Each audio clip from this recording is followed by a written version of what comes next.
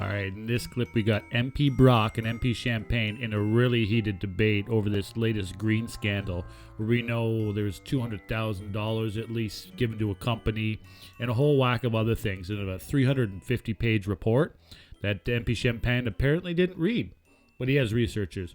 Check it out. By trying to brief us on your legal knowledge and trying to give us some legal parameters, but with respect, we don't want to hear about your legal opinion. We want to hear about your political responsibility as minister on this extremely important portfolio. Understood? Listen, sir, I do my job and I have a legal background, and I'm very proud of that, and I want to excuse myself to say for the record that I happen to understand these things perhaps better than others, because you understood the question. I'm a lawyer and I used to be Sir, I got limited time. I will move on. Sir. Thank you. Thank you, sir. You've heard the concept of ministerial responsibility, right? I'm very familiar. I've been Minister of the Crown. Yeah, the buck stops with you. I totally, but I would tell you. You keep talking? No, sir. This is my time to talk. I haven't asked you a question. Keep talking? No, sir. This is my time to talk. I haven't asked you a question. Okay, you talk about, well, you know, that's not my responsibility, and they're going to be doing this review, or they're going to be making those changes, etc. But ultimately, they report to you, sir. The buck stops with you. And I know that there is a pattern in this Liberal government of ministers not accepting responsibility. I hope you're going to buck that trend and actually show real leadership and actually accept responsibility for this matter, because this matter has essentially been a year old. These whistleblowers come to the Auditor General and complain, not just one whistleblower, up to 20 whistleblowers, consisting of employees, consisting of senior executives.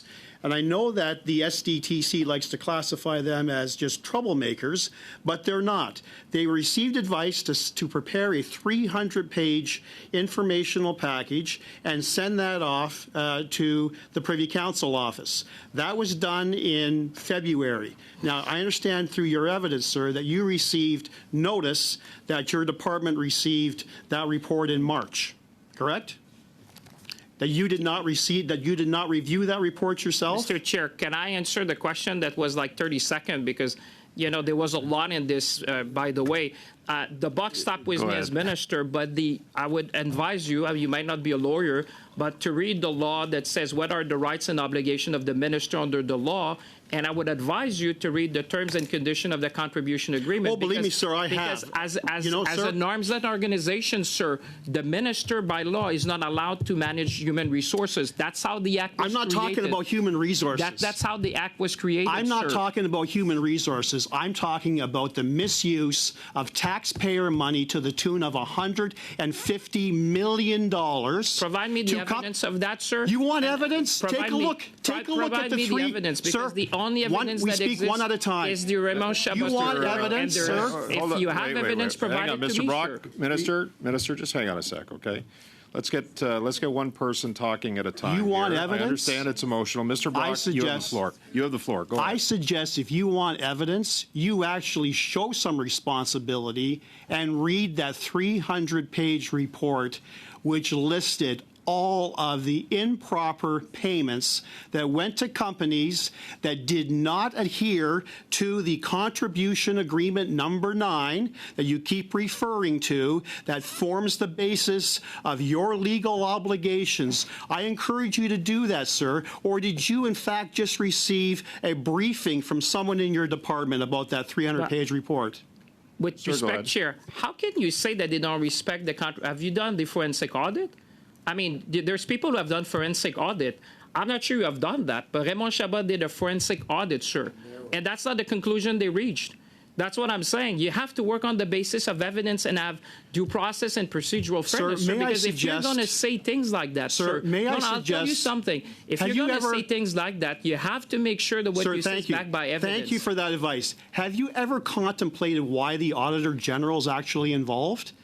Yes, because we've been working with them. Because they feel that you didn't do your job. That's not at all. Ask them. All right? Ask them, sir. That's exactly what they're saying. Because we work with them and we welcome their investigation, sir. People need to be held accountable. People need to be fired. You've done absolutely nothing, despite claiming you're taking this so seriously. You've got your ADM in your own department claiming that you were going to freak out, that changes had to be made, that the board had to be replaced. You did absolutely nothing, sir, between March and October. Did you actually have meetings with your ADM to talk about this issue in that time frame? Mr. Chair, I would say I work on the basis of evidence. What the member Sir, is did talking you have is about conversations with your ADM? And I would advise Mr. you Brock, should take time legal is up. advice before you make these allegations, Thank sir, you, because Minister. the only evidence that Thank exists you. is in the Raymond Chabot report. Thank you, sir. We're going to